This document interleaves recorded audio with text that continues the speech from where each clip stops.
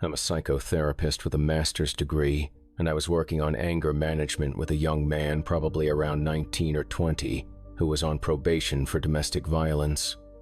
During one of our sessions, I asked him to walk me through what happened.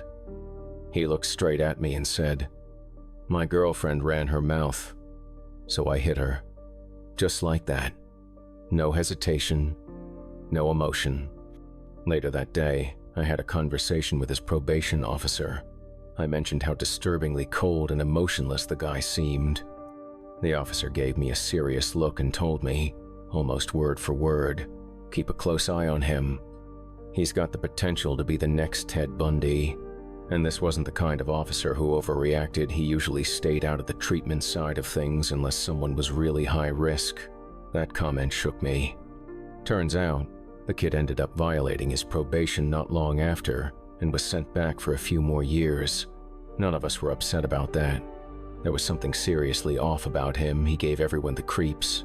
There was this one teenage boy, just 16 years old, maybe 5 feet tall and barely 90 pounds, who had severe schizophrenia.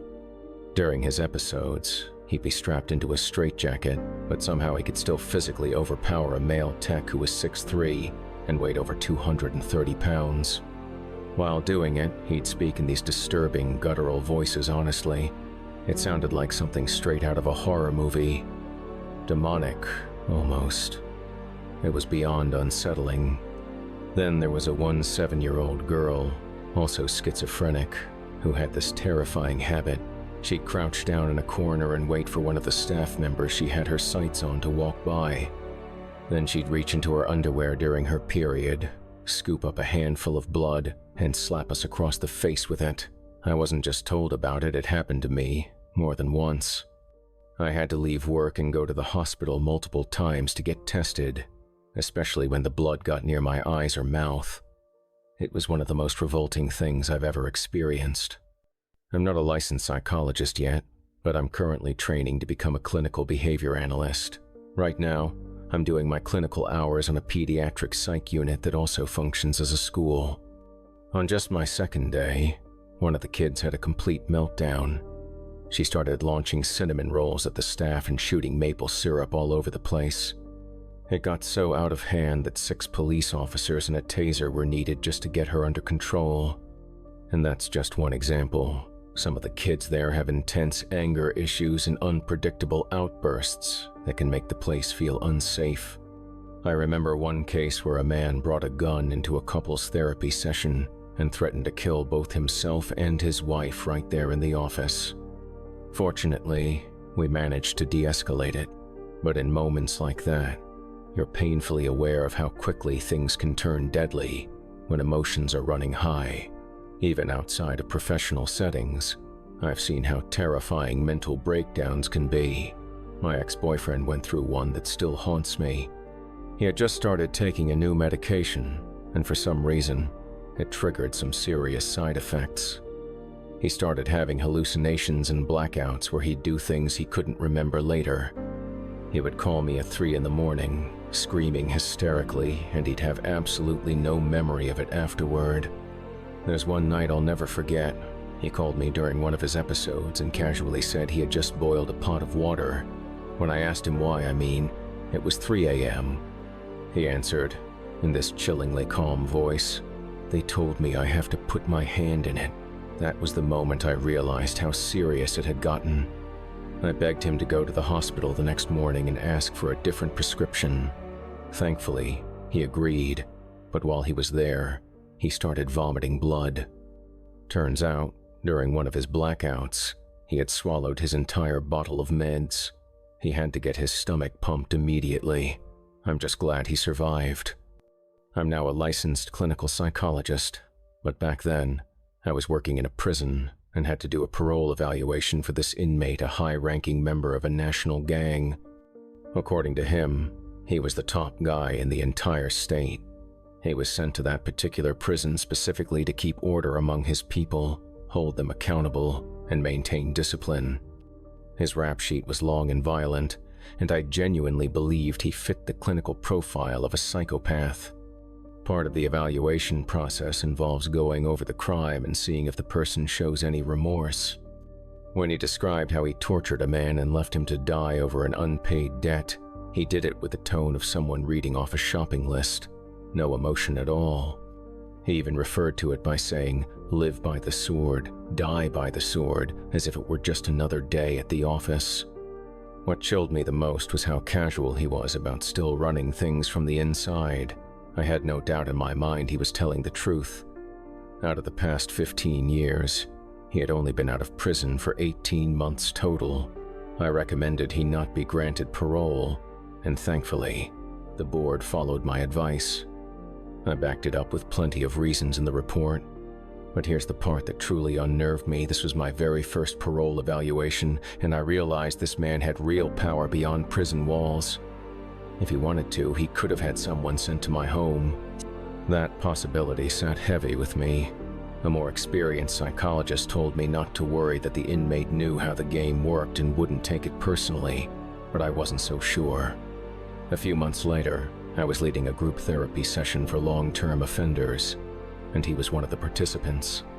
After our first meeting, I pulled him aside and asked straight up, "Are we okay?" He smiled at me and said, "You don't need to worry. You did your job.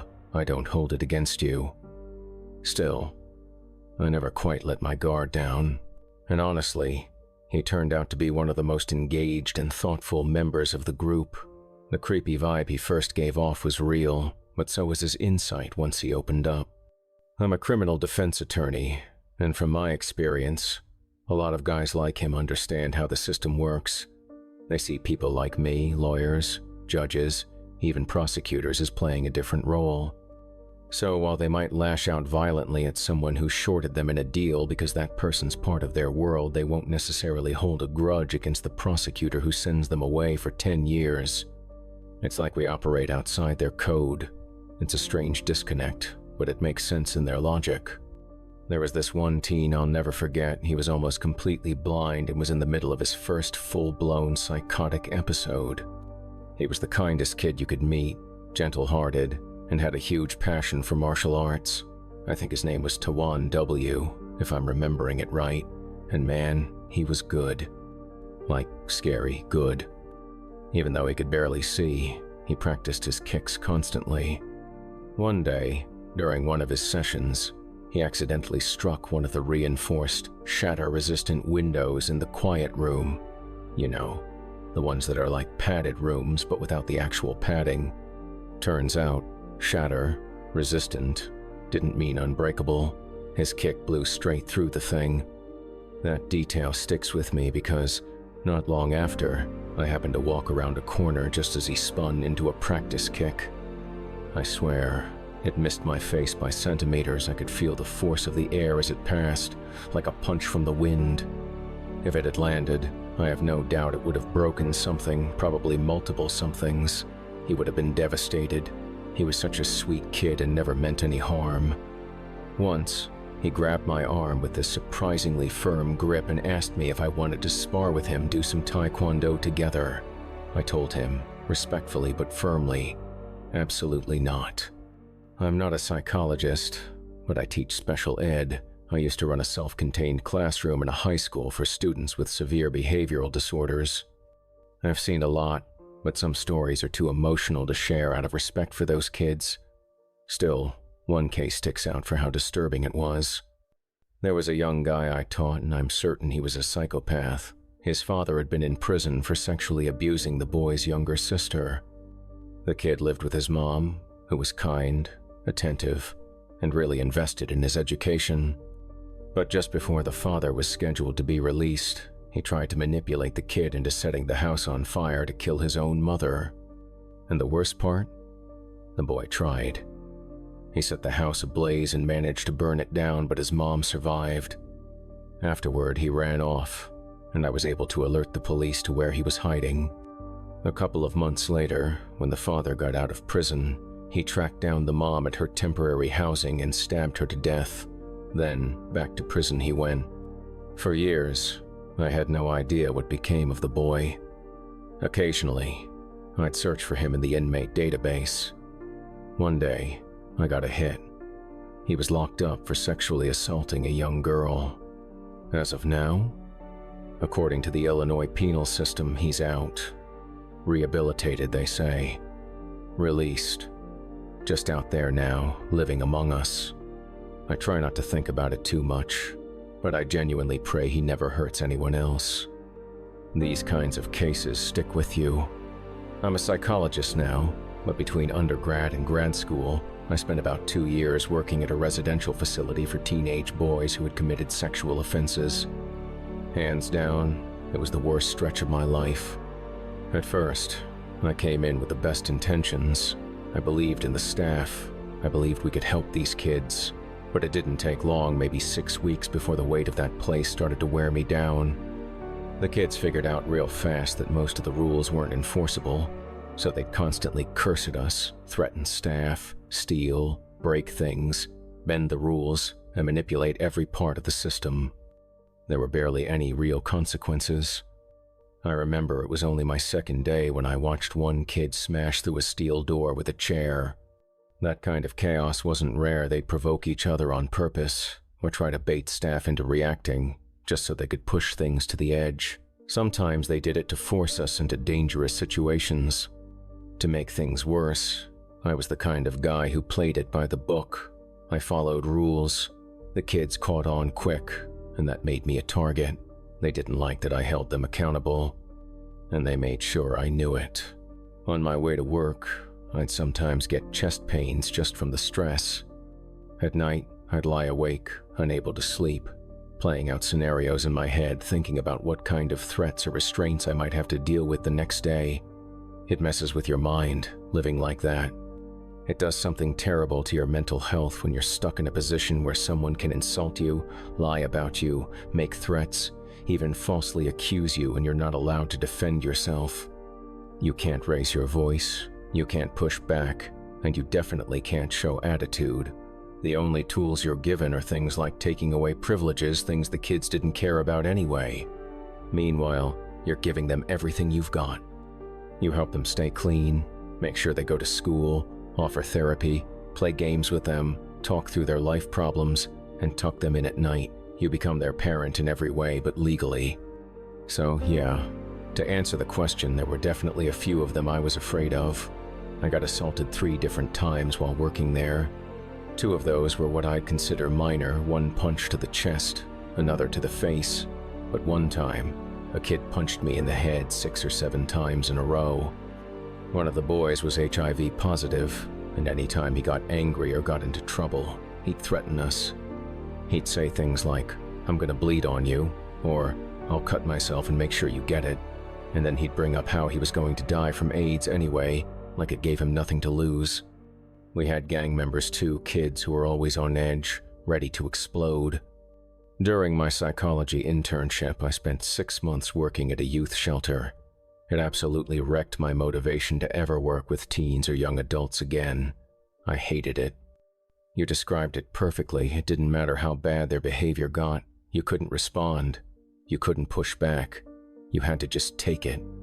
I'm currently job hunting, and yeah, the shelter is hiring.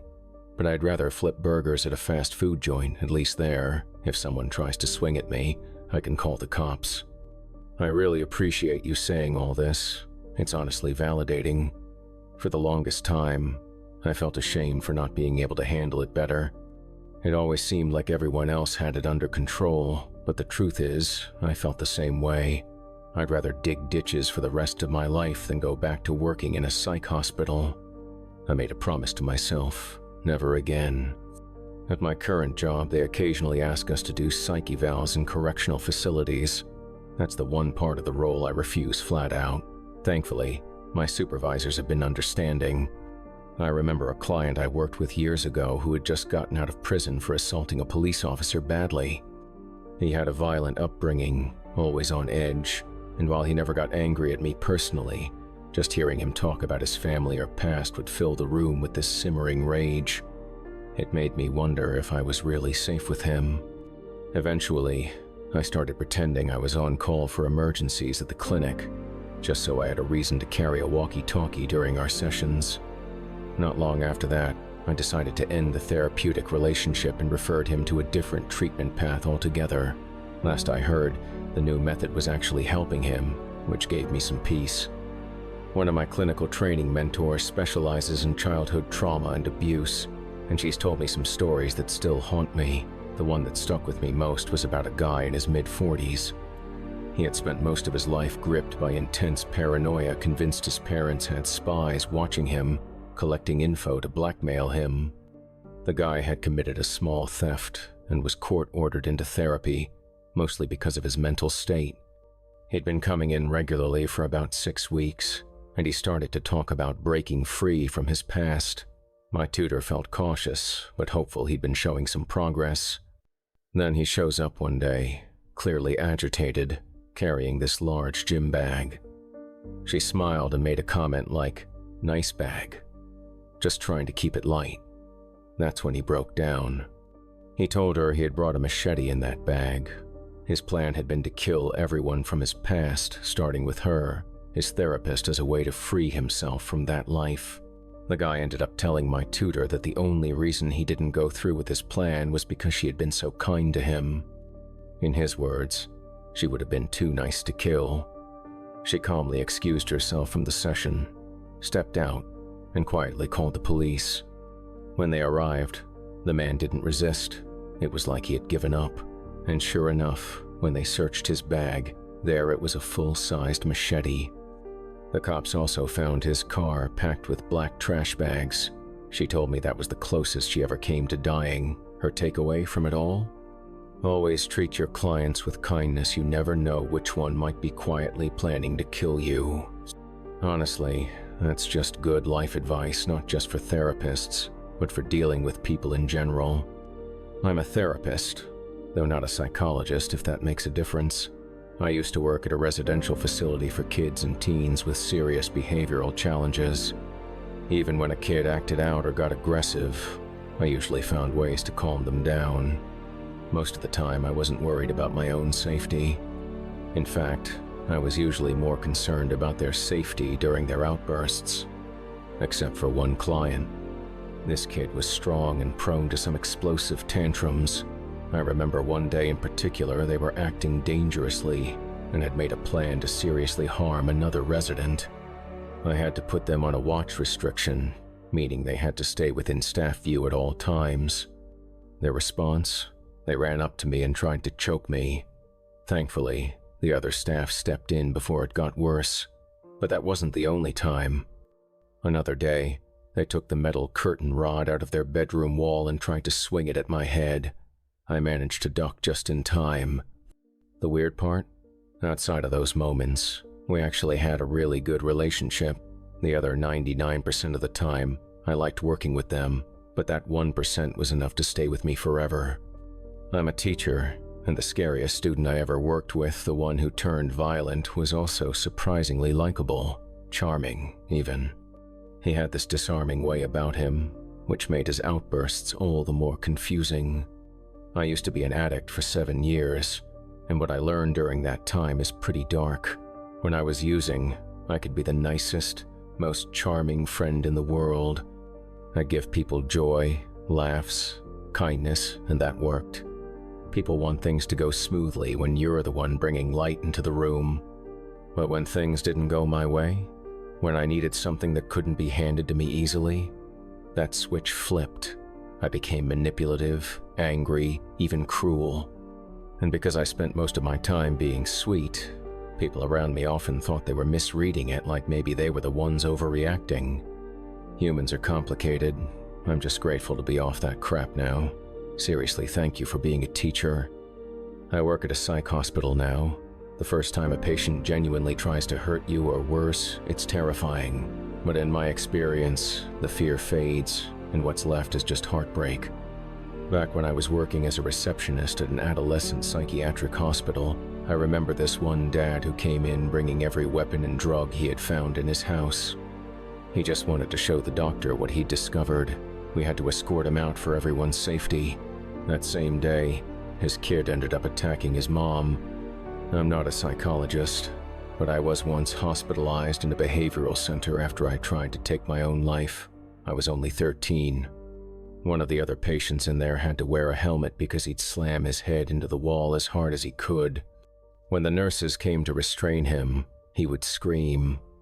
Not just yell, but that soul-wrenching kind of scream that makes you want to collapse into a ball and cry. They said he had a history of sexual violence too, which is why the rest of us weren't allowed to sit with our legs open, no matter what. He absolutely terrified me. Thank you for saying that. Being held somewhere for your own safety doesn't always mean you're actually safe. I'm doing better now. I appreciate you asking. I think, for a lot of us in this line of work, the fear isn't usually of the patients. It's for them. Especially here in the US, there are so many situations where we want to help but can't because what they're dealing with goes far beyond our control. And those fears? They're not irrational. They're grounded in reality. Here's the thing, sometimes therapists want to help, but the people who need it the most just can't afford it. And what do you do then?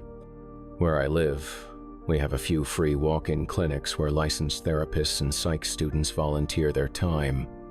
It's a noble setup, but the reality is, there are so many people living in poverty that these clinics are always overwhelmed. The lines are long, and most folks can't afford to wait all day because they have 2, sometimes 3 jobs just to survive. A good friend of mine is married to a psychologist who works at a well-known prison. She's got nerves of steel and a brain like a scalpel. Honestly, she's the closest thing to Clarice Starling I've ever met. She even said Silence of the Lambs is what inspired her to go into this line of work. Her job is to get into the minds of some seriously messed up individuals. She listens to court recordings, reviews testimonies, even hears actual audio of murders. And she thrives on the challenge usually. But one particular case shook her to the core. She couldn't tell me everything, but it involved a man who was either a serial rapist or a murderer, maybe both. He had a very specific victim profile, and she fit it. From the moment she started working with him, things felt off. He began acting oddly, asking her personal questions, trying to start casual conversations, writing her letters, sketching pictures of her. He even tried to give her gifts, small tokens, things he would have given his victims before harming them. He was recreating his process, as much as he could from inside a maximum security prison. Even though he was behind bars, she became paranoid. She'd feel watched while grocery shopping. She couldn't sleep soundly in her own home. She described it as something primal, like a predator zeroing in on prey, animalistic. Eventually, the institution pulled her off the case and made sure she got counseling. When she told me the story, she didn't sugarcoat it. She was blunt. This kind of danger comes with the territory. But you could tell this one really got to her. And to be clear, yes, his attempts to give her things and build a false relationship were clear violations of every ethical boundary. She always shut it down firmly. Some items were even intercepted before they could reach her. It's been nearly 10 years since she told me that story, and I still think about it sometimes. I work with special needs kids. Most of them come through referrals, and I've learned that when a parent starts the conversation by saying, "The school just doesn't understand my child," I need to be extra alert. There was this one teenager, 16 years old, who became obsessed with people who had shown him kindness, just small, polite moments of attention, and he'd become convinced they were his best friends for life. He created these imaginary narratives in his head where they were bonded forever, like brothers in arms. In one particularly scary case, he became fixated on a boy he hadn't even spoken to in 2 years. They used to be in scouts together. One day, the patient heard a rumor that this boy's girlfriend had cheated on him with someone else, and in his mind, that betrayal extended to him too. So he went to the girl's car while she was still inside and poured kerosene all over it, trying to light it on fire. I also used to work on a farm, and the grandson of the man I worked for, that kid was straight up terrifying. His grandparents couldn't handle him. He was completely out of control. Here's the wild part, they bought him a .22 rifle. He was 6. They at least had the sense to put a trigger lock on it and hide the ammo, but they also gave him the key. When I found out, I locked the gun away myself. That same day, he threatened to shoot me. So, like any rational adult, I put him in timeout. He responded by defecating on the floor and laughing, like really laughing, in this bone-chilling, unhinged way. Later I found out that it wasn't even his rifle, it belonged to his sister. But a few hours after the timeout incident, he came outside, rifle in hand, trigger lock off, bolt in, bullets in his pocket. He was coming to kill me for taking away his sister's gun. Every single day I worked that job, I didn't know what would happen next. Yeah, I've had to deal with something like this firsthand. That year on the farm, one of the worst of my life. I saw other workers chasing a 6-year-old boy around with hammers. Not joking. The kid was absolutely out of his mind. I remember warning him one day he was climbing on the roof of a tractor, and I told him straight up, "You're gonna hurt yourself."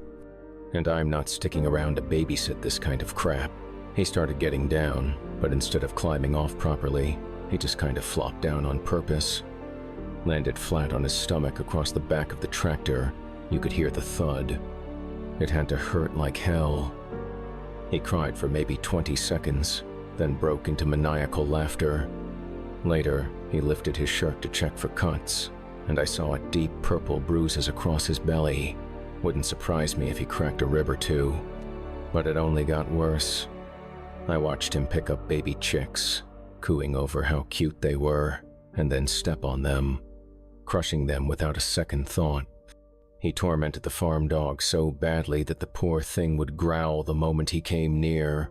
Eventually, the dog snapped, grabbed the kid by the back of the neck and started biting down. I had to jump in and pull the dog off him, and the kid, he screamed at first and then laughed again, like it was the funniest thing in the world. There's no way to describe how exhausting and unsettling it was being around him. I worked with Black Angus bulls daily, massive animals with aggressive streaks, and they never scared me the way that boy did. Everyone on the farm hated having him around. Honestly, I'm just glad I'm not anymore. Now for all the psychologists out there, my wife and I once worked as house parents in a residential facility for a group of about a dozen girls, ages 5 through 18, each dealing with serious mental health issues.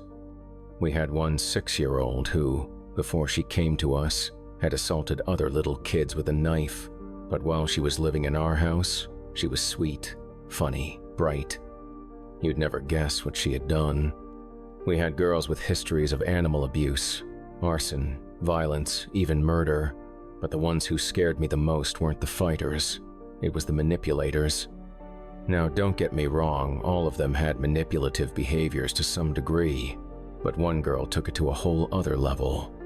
She had this history of falsely accusing men, fathers, foster parents, teachers of rape and sexual assault. Her stories were so detailed, so consistent, that she destroyed families, ruined lives. Completely believable lies. As a man in that environment, I followed one hard rule: never be in a room alone with her. Not even for a second. I made sure my wife was always present. We also had cameras running in every space we could, just in case. You couldn't take any chances. I'm not a licensed psychologist yet, just studying, but my cousin seriously worries me. He's been getting more manipulative, more disturbed, more off. He once told a classmate he'd shoot himself in the head if he didn't get his video game back. And yeah, my uncle owns firearms. That wasn't an empty threat. The kid actually had a gun to his own head. The worst part? No one in the family is doing anything about it. His parents, my aunt and uncle are just as mentally unstable as he island. And I feel awful for my other cousin, because she's the only one in that house who seems normal. She's stuck living in chaos. I've worked with all kinds of people in my career, including a man charged with triple premeditated murder.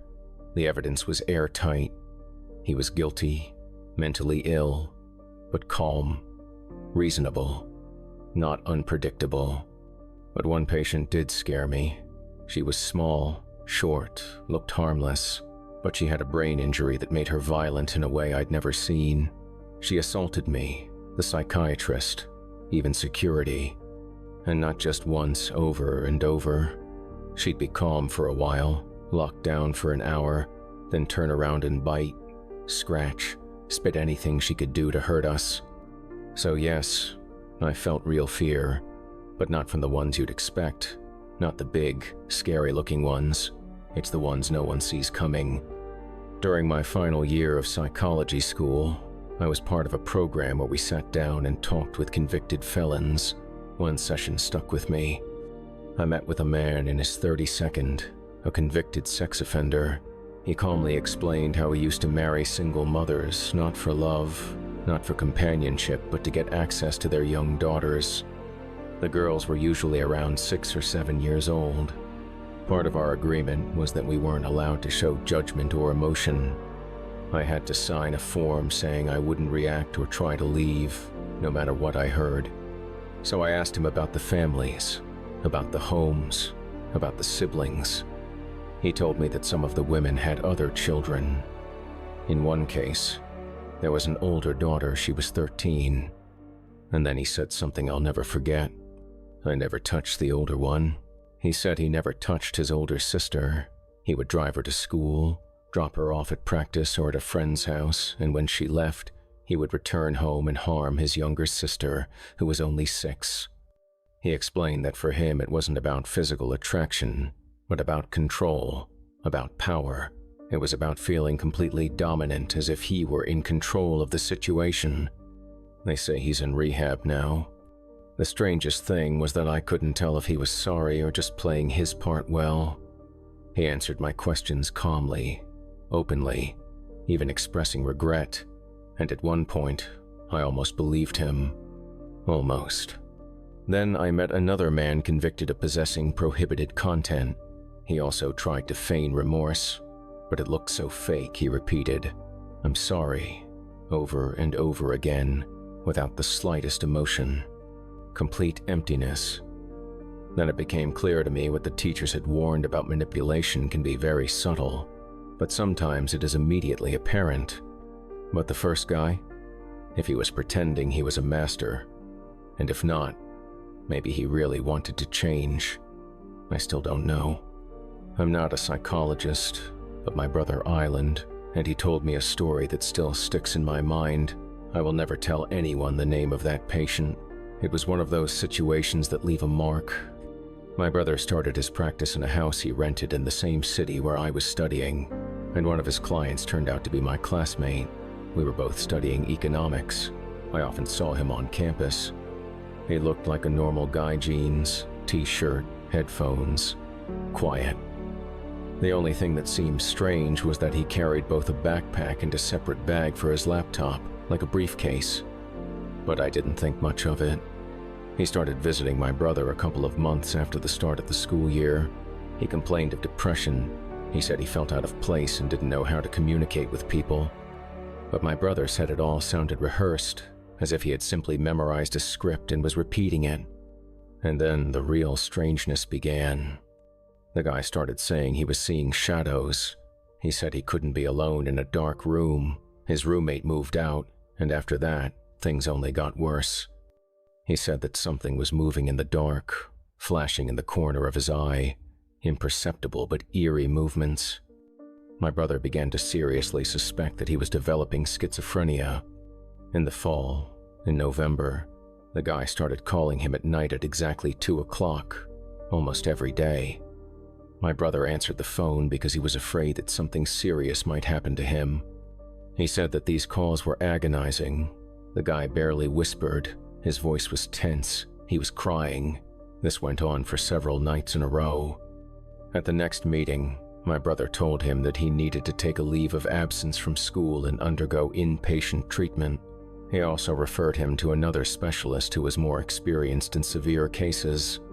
The guy burst into tears right there in his office. He apologized. He kept repeating, "I'm really scared." I never saw him again. After the winter break, he disappeared from the university. My brother had a couple more meetings with him, talked to his parents, and in the end, he was admitted to a treatment center. 4 months passed. April came. My brother began to notice strange things at night. Lanterns were shining through the window. Not headlights, not streetlights. Lanterns. Flickering, moving. as if someone was looking for something. He thought it was just drunk students.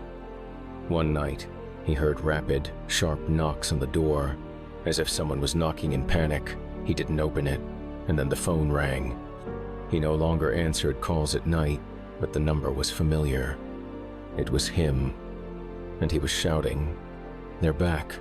They're back! He's back! They're back!" The guy kept shouting. Over the phone, his voice started speeding up, getting more frantic. He went from panic to completely breaking down, and then, through the speaker, my brother heard him start to cry. Near the end of the voicemail, the guy said, barely holding himself together, "I'm outside. Please let me in. Please, before they come back." Then came the banging. You could actually hear him slamming his fists on my brother's front door, hard, over and over, and then silence. After that night, he never spoke to my brother again. 3 months later, he died by suicide. When we found out, we were gutted. I kept thinking, why didn't my brother call the police that night? Why didn't he do something when he heard those sounds? But here's the thing, my brother's house sat in that messy strip of town wedged between the college campus and downtown. It was loud, constant noise. College kids yelling, drunk people banging on doors, weirdos roaming around at all hours. He said it just felt like another night of chaos. The part that really shook him? He didn't know the guy had been outside his house until the next day when he finally listened to the message in full. He never heard the screams. And that, more than anything, is what haunted him the most.